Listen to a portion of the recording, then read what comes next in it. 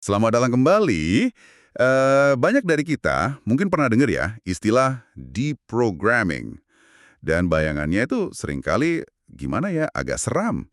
Paksaan, mungkin penculikan, konfrontasi keras buat narik orang keluar dari kelompok tertentu. Betul sekali. Gambaran itu cukup kuat ya di publik. Nah, tapi hari ini kita mau bahas sesuatu yang pendekatannya beda banget, sangat berbeda. Namanya konseling keluar atau exit counseling. Fokusnya justru kebebasan tanpa paksaan. Tepat. Kita akan coba bedah lebih dalam soal exit counseling ini seperti yang dijelaskan di materi kita. Ini pendekatannya secara fundamental itu non-koersif. Jadi tujuannya itu bukan maksa orang keluar, sama sekali bukan. Bukan maksa ya, terus apa dong? Tujuannya lebih ke memfasilitasi, membantu individu itu supaya ya secara sukarela bisa meninjau ulang keterlibatannya di kelompok yang mungkin punya tendensi mengontrol gitu. Intinya sih pemulihan kehendak bebas. Oke, penulis sumber kita ini kan Stephen Hassan. Dia punya pengalaman pribadi ya, pernah jadi anggota MUNIS sebelum akhirnya jadi konselor di bidang ini. Dia menekankan banget kalau ini bukan terapi biasa. Iya. Dia bilang ini bidang keahlian khusus, bahkan disebut profesi baru.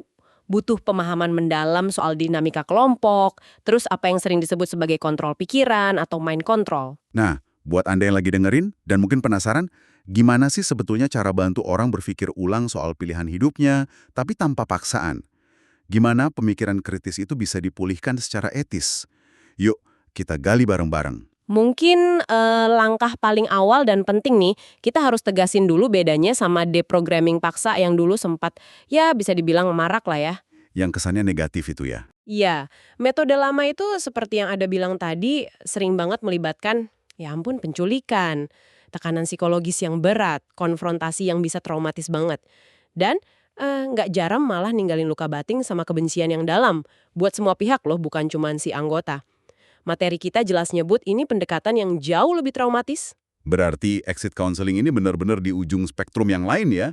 Fokusnya lebih ke edukasi, pemberdayaan, gitu. Tepat sekali, sifatnya itu etis, edukatif, dan non-koersif. Tujuannya bukan mengeluarkan paksa, tapi memberdayakan individu itu supaya bisa berpikir kritis lagi buat dirinya sendiri. Semuanya tentang mengembalikan kapasitas seseorang buat bikin pilihan yang benar-benar terinformasi. Pilihan dari dalam dirinya. Terus peran konselornya gimana dong? Kalau bukan mengeluarkan, fungsinya apa?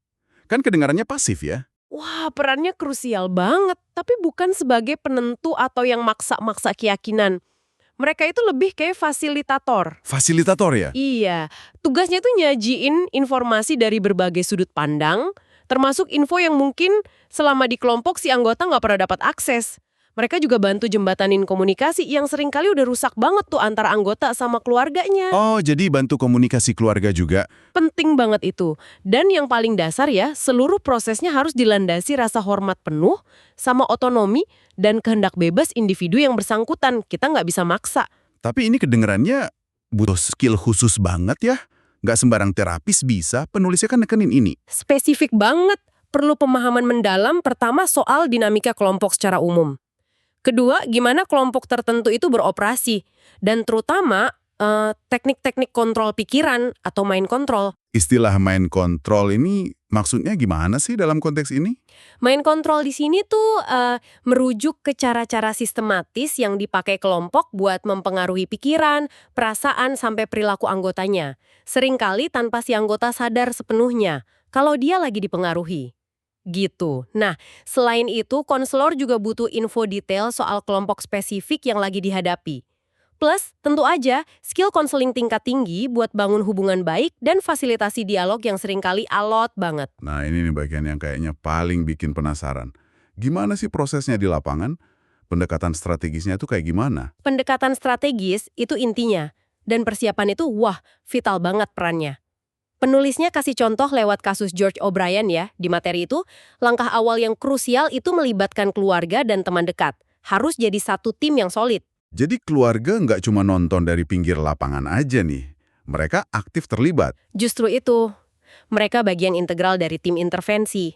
Harus banget diedukasi secara mendalam. Soal apa? Soal dinamika kontrol pikiran secara umum dan juga karakteristik spesifik kelompok yang dihadapi anggota keluarga mereka. Edukasi buat keluarga ya? Iya, dan lebih dari itu, seringkali mereka perlu dilatih ulang soal strategi komunikasi. Gimana cara ngedeketin si anggota tanpa bikin dia langsung pasang tameng? Gimana bangun lagi jembatan emosi yang mungkin udah runtuh?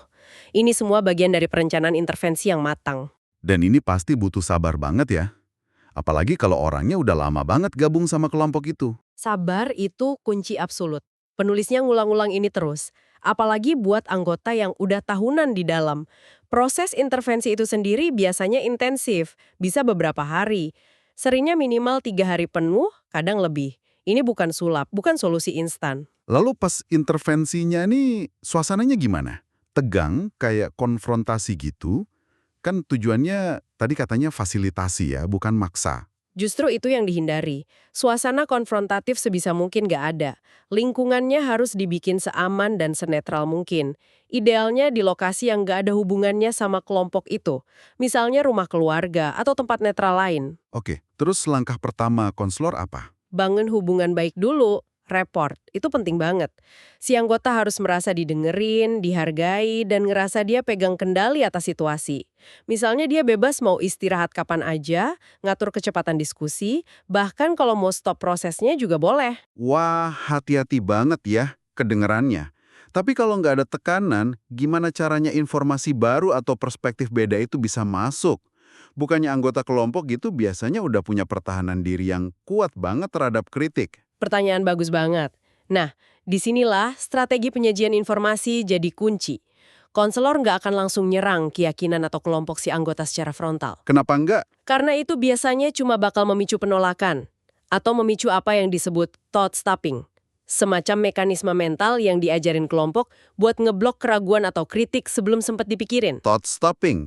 Contohnya gimana tuh? Bisa kasih gambaran? Macam-macam sih bentuknya. Misalnya pas anggota mulai ragu atau dengar sesuatu yang beda sama doktrin kelompoknya, dia mungkin otomatis langsung berdoa atau ngulang-ngulang mantra atau slogan kelompok, nyanyiin lagu kelompok, atau ngalihin pikiran dengan cara lain yang udah diajarin.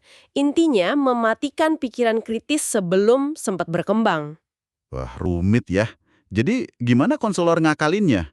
Salah satu caranya ya dengan ngebahas dinamika kelompok lain yang problematik atau diskusiin konsep kontrol pikiran secara umum. Mungkin pakai model analisis kayak kriteria dari Robert J. Lifton yang disebut di materi ini. Jadi ngomongin kelompok lain atau konsep umum dulu ya, biar nggak langsung ngerasa diserang. Betul, tujuannya buat stimulasi pemikiran kritis secara nggak langsung, tanpa bikin si anggota merasa, wah gue atau kelompok gue lagi dihina nih. Kayak nyisipin info lewat pintu belakang gitulah. Selain itu ada strategi lainnya. Ada. Melibatkan mantan anggota dari kelompok yang sama atau setidaknya yang mirip banget, itu seringkali efektif banget. Oh, pakai testimoni mantan anggota. Iya, denger cerita langsung dari orang yang pernah ngalamin hal serupa yang paham seluk-beluk di dalam dan kenapa akhirnya mereka milih jalan beda, itu seringkali jauh lebih kena dan lebih gampang diterima daripada argumen teori dari konselor atau bahkan keluarga. Nah, konselor tugasnya memfasilitasi dialog terbuka antara si anggota, keluarga, sama mantan anggota ini. Dan peran keluarga terus berlanjut selama proses ini. Nggak cuma di awal persiapan aja. Oh tentu saja, konseling keluarga itu sering jadi bagian yang nggak terpisahkan. Kadang ada dinamika keluarga sebelum dia gabung kelompok yang mungkin bikin dia rentan. Atau ya keterlibatan di kelompok itu sendiri udah ngerusak hubungan keluarga. Jadi masalah keluarga juga perlu dibenahi ya? Betul. Membahas dan ngatasin isu-isu internal keluarga ini penting buat dukung pemulihan jangka panjang si anggota. Sekaligus juga bantu seluruh sistem keluarga buat tumbuh jadi lebih sehat bareng-bareng. Oke. Jadi setelah semua proses yang hati-hati dan berlapis ini, hasil yang diharapkan itu apa sebetulnya? Kan tadi dibilang bukan keluar paksa. Terus apa dong? Hasil yang ideal itu bukan anggota yang merasa kalah atau dipaksa ganti pikiran, tapi anggota yang setelah terpapar info baru dan perspektif beda di lingkungan yang aman dan suportif, akhirnya memilih secara sadar buat ambil jeda. Ambil jeda ya? Iya, mungkin dia mutusin buat, oke, gue mau pelajarin ini lebih lanjut sendiri ya. Atau gue mau ngobrol sama lebih banyak mantan anggota deh. Atau sekedar ya ngambil waktu buat bener-bener ngerenungin dan evaluasi ulang keterlibatannya berdasarkan pemahaman yang sekarang lebih luas. Intinya itu pemberdayaan pilihan pribadi yang terinformasi. Agensinya balik lagi ke individu itu. Tapi kok bisa ya pendekatan yang kesannya lembut gini efektif ngadepin sesuatu yang sekuat indoktrinasi atau kontrol pikiran? Prinsip dasar di baliknya apa sih? Materi kita ini ngurain beberapa keyakinan filosofis yang jadi dasar metode exit counseling ini. Pertama, ada asumsi dasar kalau manusia itu pada hakikatnya punya dorongan alami buat tumbuh, berkembang, dan nyari kebenaran. Asumsi yang cukup optimis ya kedengarannya. Ada lagi? Kedua, fokusnya selalu pada pilihan di masa kini dan masa depan. Sambil belajar dari masa lalu, tapi tanpa menghakimi. Ketiga, nah ini penting nih, keyakinan bahwa orang itu umumnya bikin pilihan terbaik yang dia bisa, berdasarkan informasi dan pengalaman yang dia punya saat itu. Oh, jadi nggak nyalahin pilihan masa lalunya ya? Sama sekali nggak. Makanya exit counseling itu tujuannya memperkaya basis info dan perspektif saat ini, biar individunya bisa bikin pilihan baru yang lebih sesuai sama dirinya yang sekarang. Saya ingat ada poin menarik soal identitas deh di materi itu. Katanya identitas asli kita tuh nggak hilang gitu aja ya? Tepat sekali, itu mungkin salah satu pilar konseptual paling penting. Pendekatan ini percaya kalau identitas asli seseorang, nilai-nilai, keyakinan, kepribadian sebelum masuk kelompok, atau pre-cult identity, itu nggak pernah benar-benar kehapus sama identitas baru yang dibentuk kelompok, cult identity. Jadi cuma ketutup aja gitu. Iya, lebih kayak ditekan, atau tertidur, atau tersembunyi di bawah lapisan identitas kelompok.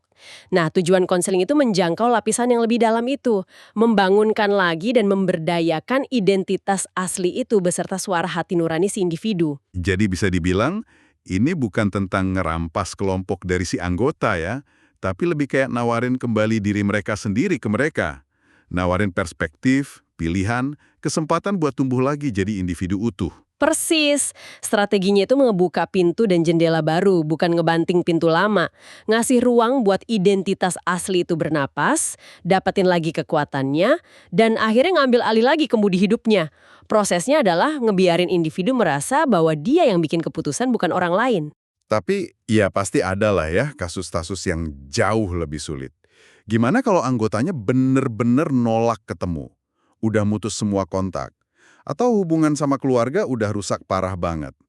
Masih ada harapan nggak sih? Kondisi kayak gitu emang sangat menantang. Penulis ngebahas ini dalam konteks apa yang dia sebut intervensi terselubung atau covert intervention.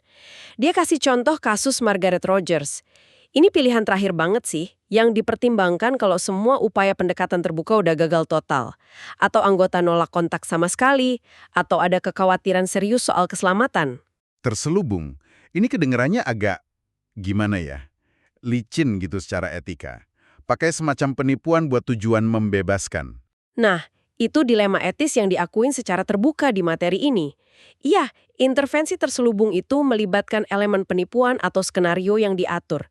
Miriplah sama taktik manipulatif yang mungkin dipakai kelompok itu sendiri. Terus justifikasinya apa dong? Justifikasinya terletak pada tujuan akhir yang beda banget.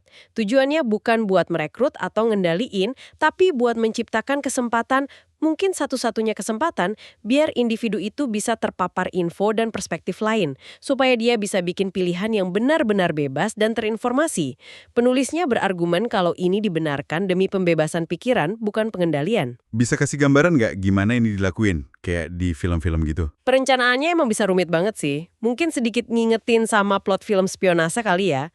Butuh tim solid, analisis mendalam soal profil targetnya, si anggota, nyusun skenario yang masuk akal, bahkan kadang melibatkan penyamaran. Penyamaran? Maksudnya gimana tuh? Misalnya, konselor atau anggota tim bisa aja dikenalin sebagai teman lama, kolega kerja, atau bahkan pacar baru dari salah satu anggota keluarga. Wah, terus tujuannya tuh nyamar gitu? Tujuannya dalam konteks samaran yang nggak mengancam itu, ya buat bisa bangun rapor atau hubungan baik dulu. Ciptain kesempatan buat ngobrol secara pribadi dan santai. Terus secara strategis, nyajin informasi atau perspektif baru. Lewat obrolan santai itu ya? Iya, bisa lewat cerita pribadi konselor, misalnya pengalaman Hasan sendiri sama Munis yang mungkin relevan, atau dengan nyentuh nilai-nilai inti yang mungkin masih kesimpan di diri anggota, kayak cinta sama keluarga, impian masa kecil, kepedulian sosial. Tujuannya itu mancing lagi identitas aslinya dan memberdayakan si individu buat lihat kalau ada pilihan lain di luar sana. Tapi bahkan dengan strategi serumit ini, apa selalu berhasil? Atau ada juga kasus yang gagal? Gagal tentu aja mungkin terjadi. Dan penulisnya juga bahas ini. Dia rujuk ke elemen kasus Alan Brown. Yang menarik, menurut pengalaman dia, Kegagalan itu seringkali nggak semata-mata karena kuatnya indoktrinasi kelompok loh. Oh iya. Terus karena apa dong? Seringkali faktor penyulitnya itu masalah psikologis yang udah ada sebelum si individu gabung kelompok. Atau, nah ini poin penting, masalah yang ada di dalam sistem keluarga itu sendiri. Maksudnya gimana tuh? Masalah dalam keluarga bisa jadi penghambat utama? Sangat bisa. Kalau keluarga misalnya nggak mampu, atau nggak mau lihat peran mereka sendiri dalam dinamika yang ada, nggak mau berubah, nggak bisa ngatasin masalah internal mereka, atau nggak bisa kasih komitmen penuh. Komitmen waktu, emosi gitu ya? Betul. Waktu, emosi, bahkan finansial. Kan proses intervensi ini panjang dan nguras energi banget. Kalau keluarga nggak bisa komit penuh, ya peluang berhasilnya bisa turun drastis. Ini negasin banget pentingnya screening dan persiapan keluarga secara matang sebelum intervensi dimulai. Semua pihak yang terlibat harus siap buat ikut tumbuh dan berubah. Oke, oke. Jadi jelas banget ya, kalau exit counseling, seperti yang dijelasin di materi kita ini, adalah sebuah proses yang sangat menghargai martabat dan pilihan individu. Pendekatannya strategis, terencana, tapi fokus utamanya itu memulihkan kemampuan berpikir kritis dan bikin keputusan yang terinformasi. Ini benar-benar dunia yang beda ya, dari metode paksaan yang mungkin lebih banyak beredar di bayangan kita. Benar sekali. Esensinya itu pemberdayaan kembali individu buat pakai kehendak bebasnya secara penuh. Bukan sekedar ganti satu set keyakinan dogmatis dengan set keyakinan lain. Buat Anda yang nyimak nih, ini bisa jadi pengingat ya betapa berharganya kehendak bebas itu. Dan bahwa selalu ada harapan, serta jalur bantuan yang etis, bahkan ketika seseorang kelihatannya udah terikat banget dalam situasi kelompok yang kompleks. Intinya, selalu ada jalan menuju pemikiran yang merdeka. Materi ini nunjukin betapa halus dan sistematisnya cara kerja kontrol pikiran itu bisa ngerongrong kapasitas kita buat milih secara bebas ya. Memahami mekanisme ini, meskipun dalam konteks kelompok ekstrim, sebenarnya bisa ngasih kita kacamata buat lihat kehidupan sehari-hari juga loh.